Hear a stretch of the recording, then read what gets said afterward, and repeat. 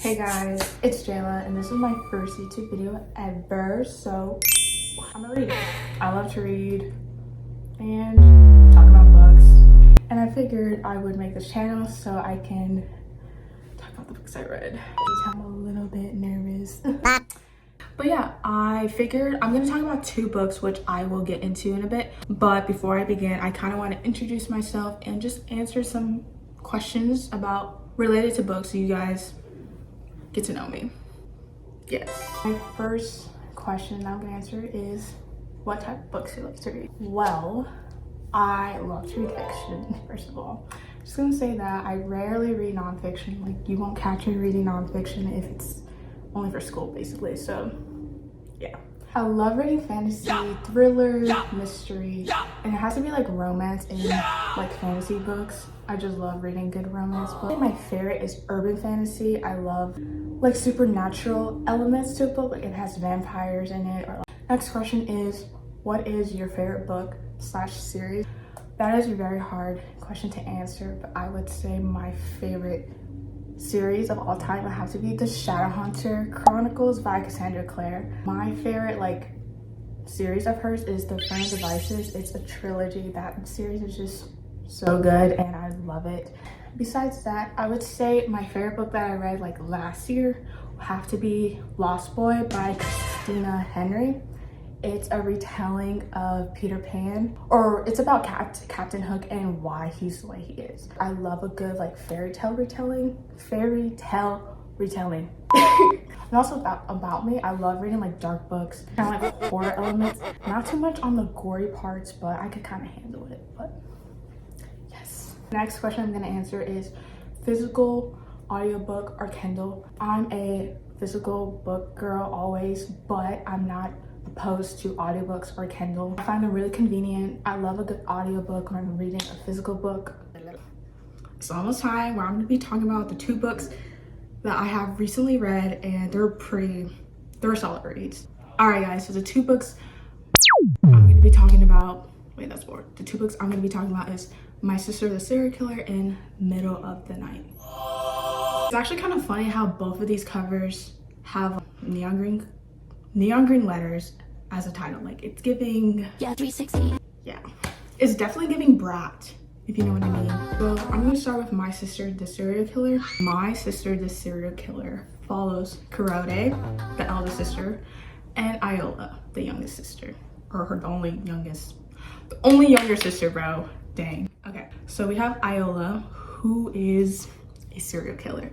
We don't really understand why, or we don't know why she happens to unalive her boyfriends. It's kind of like a mystery. And her older sister, Kuroda, is kind of always like cleaning up her mess and, you know, helping her dispose the body. Oh, so yeah, Kuroda is kind of like fed up with her in a sense. She's kind of like, bro, like, you need to stop. And Iola is known for like being like flirtatious and like the better looking sibling. And Kuroda is just out here like, dang. You know, like she kind of always gets her way, and then Kurode is out here like always helping her sister. One day, so Kurode works at a nurse and she has like a work crush, you know, and his name is Tade. And one day her sister shows up to her work and Tade all of a sudden has interest in her youngest sister. And now Kurode is like, oh no, I kind of need to help out. Like, I don't want my sister to kill my work crush, and I don't want my work crush kind of like falling for Iola. You're kind of just following these two sisters, the relationship, and you kind of like understand, like, not understand, but you will kind of know like the backstory on kind of why they are the way they are. And I will say this book really had me like, ooh, this book, y'all, you're gonna get kind of like pissed off, I would say, because Iola's just, bruh. I would definitely recommend this book. It's really good. It's quick read too. It was only 4 hours. When I was listening to the audiobook, the narrator did such a good job narrating this book. I flew by really quickly and you guys are gonna like it. It's a really quick read. Also guys, the cover is really pretty. Like, slay! Face card did not decline, y'all. The physical copy of the book is really nice. It's small, it's convenient, it's not heavy, it doesn't hurt my hands when I'm reading. Yeah, all I gotta say is the cover is amazing. Whoever did the cover, Good job. Go read it, because in a few moments, I'm gonna spoil the book and kind of just share my thoughts on what went down in the book. Now I'm gonna talk about the middle of the night, right? It was kind of looking like the cover that we just briefly talked about. So middle of the night follows our protagonist, who is somehow back in the neighborhood where an incident happened involving with his best friend, Billy. One night, him and Billy were having a sleepover at their backyard, and the next day, Billy was gone, and he's like, what? Yeah. And nobody knows what happened to Billy. They're thinking like someone like took him. Oh yeah, they were at like camping, right? The tent, like someone like got a knife, made a slash on the tent and took Billy. And our main character is probably like, what the, like the whole neighborhood is like really confused because they don't even know what happened. The neighborhood is known for being a safe, you know, it's a rich like neighborhood, I suppose. So everyone is just like, what? Yeah, even I was like, what? I'm confused. So yeah, in this book, you're gonna follow like events that kind of resulted in that incident. And yeah, you're just gonna follow our protagonist, like trying to figure out what happened to his best friend, because now in this book, he's like, I think 40 or something, and he was like, I would say like 10, I forget the age, but he was pretty young, and he's still like heavily affected by these incidents. And you're just gonna figure out what happened to Billy. And it's a good book. It's a thriller mystery, kind of creepy as well. I would say it's a solid read. But yeah, that's kind of what the book is about. Sorry guys, I do not know, like it's my first video out here. Anyways, those are the two books that I will be mentioning and discussing. So please go read these books and then watch my video after you read it, because I want to make sure you guys kind of relate to my thoughts. But if you didn't watch, or if you didn't read the books and you still want to hear spoilers, I ain't gonna stop you. I ain't gonna stop you. Before I head out, well not head out, but you know what I mean. I think I like My Sister's a Serial Killer more than The Middle of the Night, and my reason being is because like The Middle of the Night kind of like dragged just a little bit. It dragged just a little bit, and I was kind of like, okay, can we just figure out what happened? But they're both really good books, and yes. Sorry guys, before I begin, please tell me y'all like my nails. I painted them blue. I never really paint my nails, so this is something, y'all. Imagine if I paint them like green, neon green, to match the green titles. Can someone please edit green nails on my fingers? Just kidding. It's giving Coraline. Anyways, bye. All right guys, now let's talk about My Sister the Serial Killer. Spoilers. So I'm probably gonna insert, by the way, I think I'm gonna insert like both of these book titles are pretty long, so I'm gonna insert like the first letters of the sentence like somewhere around the corner, just so you know what book I'm talking about. So I don't even know why I actually said that. I'm just gonna put the cover of the book and make it 10 times easier. I got y'all. So y'all, this book, where do I begin? First of all, I just want to say, Iola, bro, when I catch you, it's on sight. I don't really know if anyone kind of feels this way, but I do not like her. Like her character, like bro, are you serious? I kind of feel bad for Karate because Iola just doesn't think about the consequences of her actions. She's selfish. She thinks everything is a joke. It's not, bro. It's not a joke. I'm sorry. It's just not a joke. Like, it's not funny. It's not funny. It's not funny. Sorry, y'all. Iola, like, I am not a defender for her. Like, bro, kindly, she could just be away. Like, I don't care. Okay, also, I read that people found this book humorous. I don't really find this book humorous. Not that, like, it was not, like, it's not a good book. I was just kind of, like, locked in to the end of the book. And I wanted to know what was going to go on. I felt bad for Kurode. Like, I was just, like, I felt sorry for this girl. Like, this girl, Iola, yeah. Like, I couldn't believe, okay, so you know how Kurode, like, she literally have her notebook, and she's like, yeah, I'm gonna have this notebook to have, like, happy moments, or, like, write happy moments that happen in my life. Bro, it ends up being, like, a notebook of, like, how to help Iola, like, get rid of bodies, and, like, the victims and all that. I feel bad for my homegirl. Just sigh, just sigh. Also, okay, so you know how like in the book we were kind of, Iola was helping, oh no, sorry, Kurode was helping Iola get rid of Femi. I really thought like Kurode has like some relationship, or not relationship, but like she kind of really liked Femi in a sense, because she would always like, she would kind of have dreams about him. She was kind of fascinated about his poems. And so I thought like later on in the book we were gonna like find more about Femi, but we didn't really, like about the relation. I thought like something happened, but apparently not. The only thing we found out was that Femi's poem site got taken down. And yeah, it's just kind of crazy what happened to Femi. Like I still, like after reading the book, I don't really know why Iola does that to her boyfriends. Like she says like, oh, like I guess they were just lame. Like I don't really know what was Iola's thought process, to be honest. And of course, like later on in the book, we kind of find out like their father was literally evil. Yeah, like that dude was, like I couldn't believe like he was trying to like sell Iola for like, you know what I'm talking about. But that was weird and that was disgusting. And I don't know if you remember this part of the book, but I think Iola like brought like this boy over to the house when like younger, and it was kind of like, I don't know, I guess it's kind of like symbolic in a sense that you really don't know what goes on in someone's life. And the boy was like, yeah, your father seems really cool.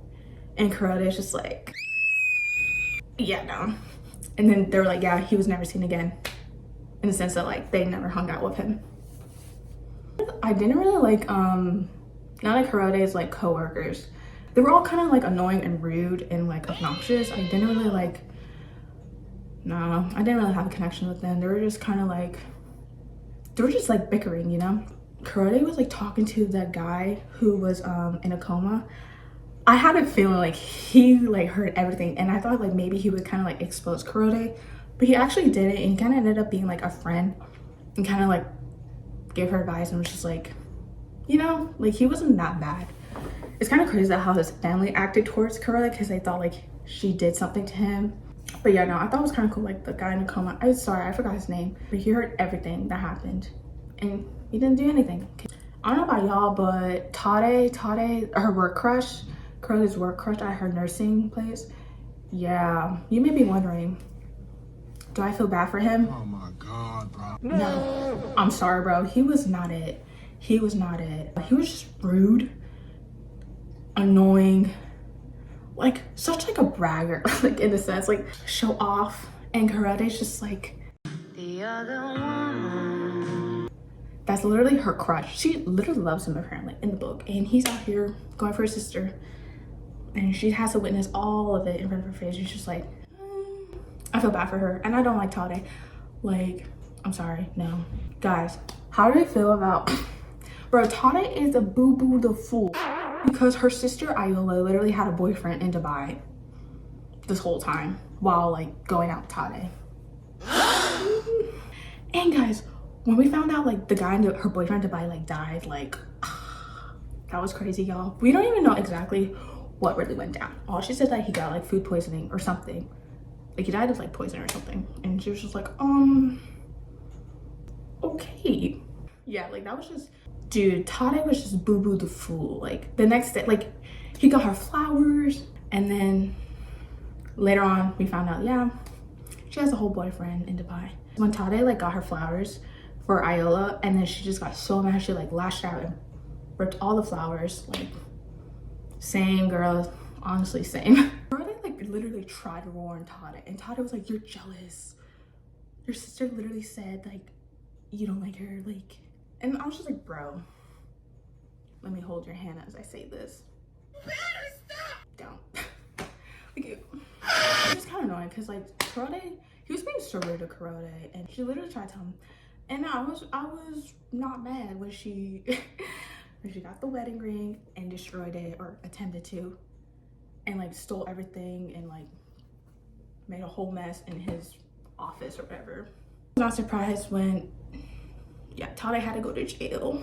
He went to jail. I don't know, I guess it's kind of nice that Iola, for once, stood up for Kurode. I guess she protected Kurode, but I don't know, y'all, like, okay, so the ending kind of like threw me off, and this is why. I feel like Kurode and Iola, they need to have a serious talk, and she needs to tell Iola, like, you need to literally, like, stop, bro. Like, this is not funny. You need to stop with this silliness. It's just not it. And then in the end, it has, like, the number, because, you know, like, the next victim. And I was just like, bro, are we gonna go through this again? Like, she needs to tell Iola to stop. Or Kurode just needs to, like, leave Nigeria and just dip and have her own life, because she cannot be dealing with her sister anymore. Absolutely not. It would have been nice if her mom, like, stood up for Kurode more. We find out, like, her father was terrible to their mother, like, terrible. She just, with all that trauma, she's just like, yeah. Also, to, like, continue my rant with Iola, like, she's just oblivious, and it's very, like, frustrating. This girl doesn't know how to stop. Yeah, like, also, y'all, I want to read a quote, and this is when Kurode and Iola kind of got, not caught, but there's, like, evidence that they had something to do with Femi's bodies, because there's a video camera, remember, like, with them leaving, like, from the apartment or whatever. And just listen to this quote.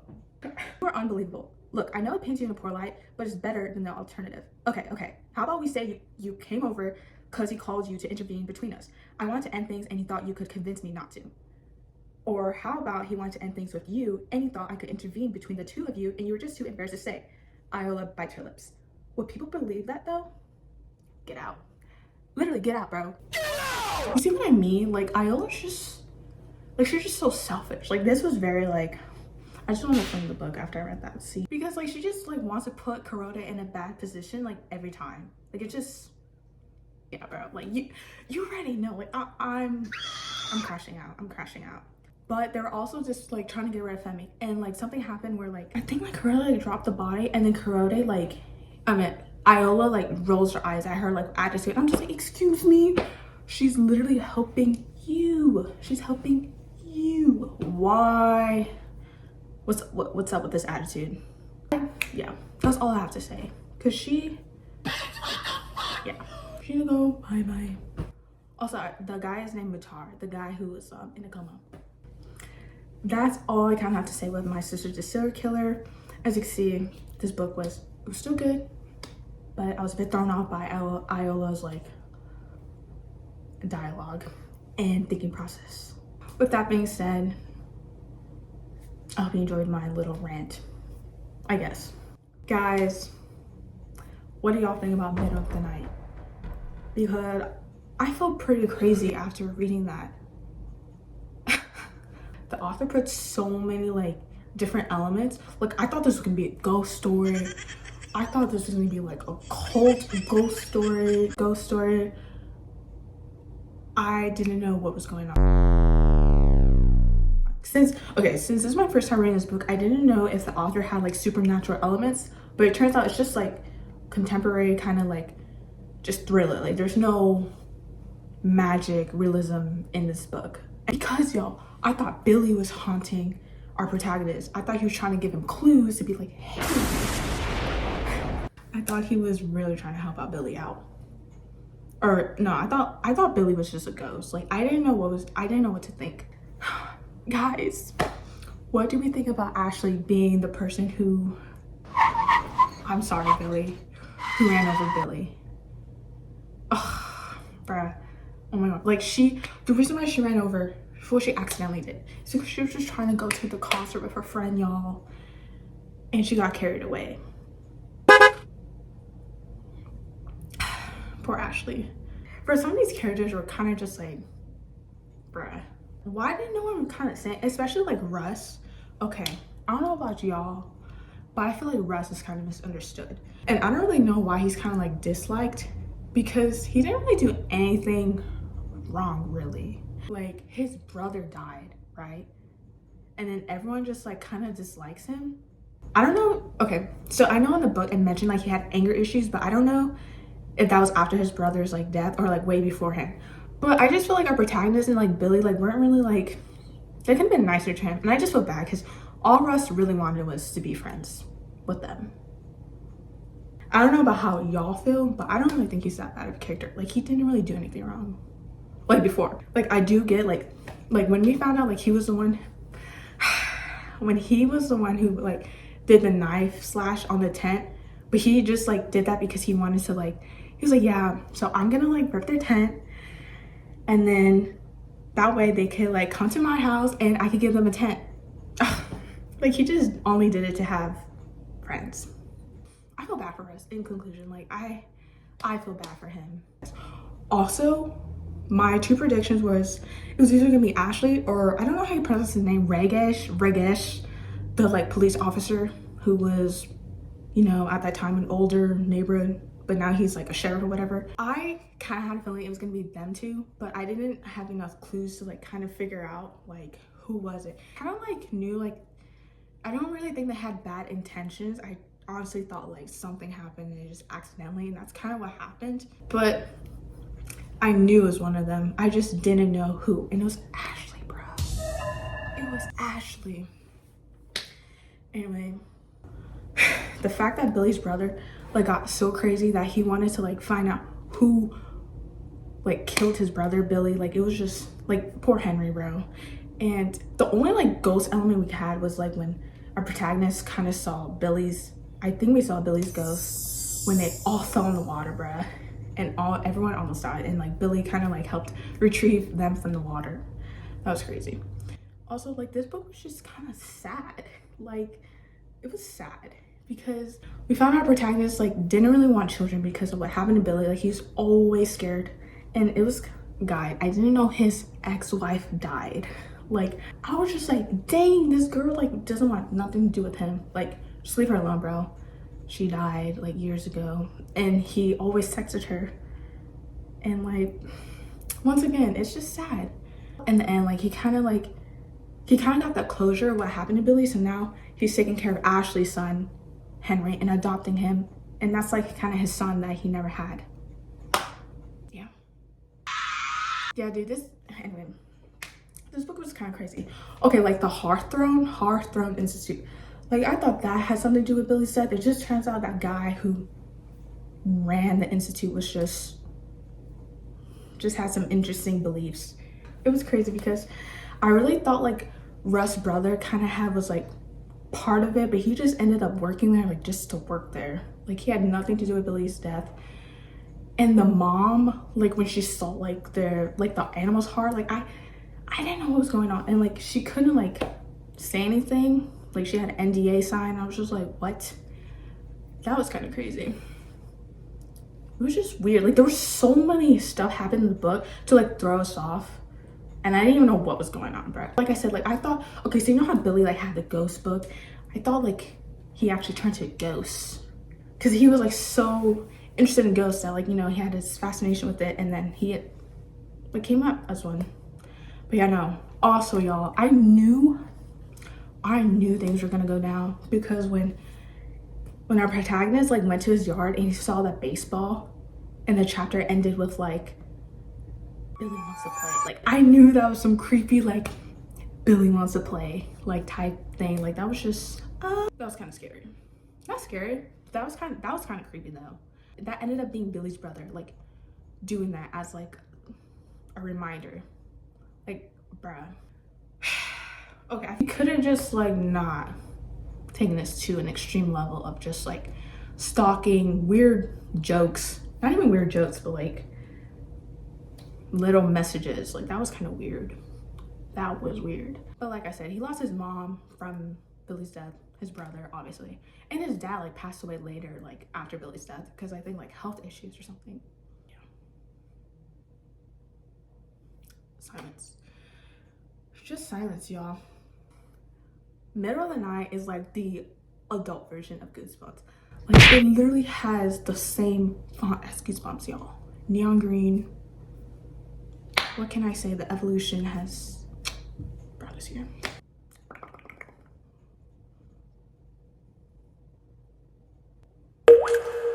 Y'all, okay. Something about, I don't know about you guys, but when like go chapters and you're in the present and then the next chapter is like you're going to the past, something is just, that just makes me wanna like, it's like kind of annoying having to go from the present and past. It's just kind of annoying. It's like you just want to like read the present, bro. Like, I'm sick you get my frustration? That's kind of what happened with this book. Like, we were always going to the past. And it was nice, like, kind of knowing that. Sometimes it was kind of like, bro, we get it. We get it. I remember this detail from Russ's point of view. Like, he was saying that he would be called Wuss instead of Russ. And he was like, bro, that doesn't even rhyme. I don't know why I remember that, but I just found that to be funny. That's weird that I remember that detail from the book. I don't know. Like I said, Russ is not that bad, y'all. I don't know if I have a favorite character. They're all kind of, I don't know. I feel like they could have like handled things a bit better for sure. Oh my gosh, y'all. How could I literally forget? When they left Billy like in the institute, like he was like trapped in the cage. Like he was not a skinny queen back then, apparently. When they left him, no, that would have been my final straw. That would have been my final straw. I couldn't believe they left him. No, that was messed up. That was messed up. I would have been so scared. I would have been, no. And that's just kind of sad, like Billy, like, and his best friend, like, they didn't really have a good night because he was just like, he felt betrayed, like, as one should. I would have been mad if someone left me in the freaking dark, bro. Like, are you kidding me? Are you kidding me? It's just kind of sad because, like, he felt like his only, like, the person who understand him was the guy who ran the Hawthorne Institute. And then little did I know, he was just trying to go on a casual walk to the institute and he got freaking ran over. Sad, bro. That is sad. Also, guys, I don't know if you guys felt a little bit frustrated with our main character. Like, we just wanted him to remember. Like, please remember what happened on. And the sheriff was like, oh my gosh. Stop, why am I, like, I'm remembering details. Dude, when he got the camera, so he was like, I am not playing no games.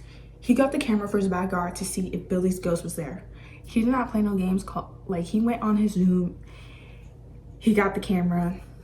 And it turned out it was Billy's brother this whole time being there. It's kind of crazy how, like, Russ is the one who, like, owns, like, that store. And then, dude, it was, like, weird how, like, the exact kind of same tent, too, was there. And that was just, like, a haunting memory at Russ's store. And the protagonist just, like, when their main protagonist got the camera, he was not playing no games. It was on site. It was on site. I kind of got sidetracked. I kind of forgot what I was gonna say. Hold up. What the fuck was I talking about? I need to like stop my video. Guys, I got sidetracked for like the millionth time. Okay, so like I was trying to say, when our protagonist couldn't remember, it was so frustrating, but I understand it was like a trauma response. Like, I get it, but I was just like, bro. And the sheriff was like, bro, you need to remember. And then he like decided to relive his dream because he was always dreaming his nightmare like repetitively, and like he was just always missing that detail. Like he always like he knew, but he just didn't remember, bro. And that sheriff and him were like in their yard, and he got the exact tent, he got the knife, and he was like, I want you to tear it like randomly, like when I'm sleepy, so I could kind of get that like muscle memory in. And it worked, bro. It worked. I'm just glad like he came to realization and was able to remember, because I was kind of fed up, bro. Like the book was kind of dragging to the part like he wouldn't remember. I was like, can you please remember? And he realized that Billy is the one that stepped out of the tent. No one took him. No one literally took him. He took him out. He took him out himself. The sheriff kind of like mixed me up, because I was thinking like the neighborhood kind of had something to do with his death per se. Like I thought like it was like a group involved. She was saying like, yeah, like your neighborhood is like dark, like early on in the book. So I was like, oh, let me remember that. Although there was connection, like I forgot the guys, but his neighborhood worked at like the Hawthorne Institute, and he was the one that told our main protagonist's mom, like, you cannot tell anyone what you saw and you're fired. Like, dang, was she silent or silenced? Anyway, yeah, that was kind of crazy. But yeah, like I said, like everyone kind of was part of Billy's like disappearance, but they didn't really play them. Nah, bro, they low-key did play a major role without subconsciously thinking about it. Actually, for sure, bro, but it was an accident. Free my girl. Just kidding. But yeah, dude, But yeah, I think that's literally all I have to say. Like, those are like my like strong thoughts about the book. I don't know, let me know what y'all thought about it. Dude, no one intros with videos. Okay, now I'm recording. If I do remember detail, I'm literally just gonna insert a random clip. Notice how I look absolutely crazy in this clip? Well, that's because I just realized something and I kind of take back what I said, period. So you know how Ashley literally disposed Billy's body? Yeah, no. We're not letting that slide. She knew better. And in conclusion, oh, hell no.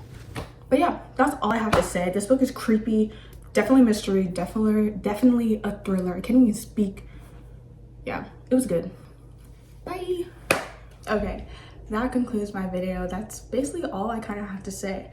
I kind of feel like I forgot to mention some things, but you know, you guys can let me know or whatever. And I hope you enjoyed this video because, you know, it's my first video. Yeah. I don't know how I feel. Like, I hope you did, guys. I have to say, it was fun reading these 2 books. I make sure to subscribe to whatever because that would be really appreciative. Yeah, please subscribe.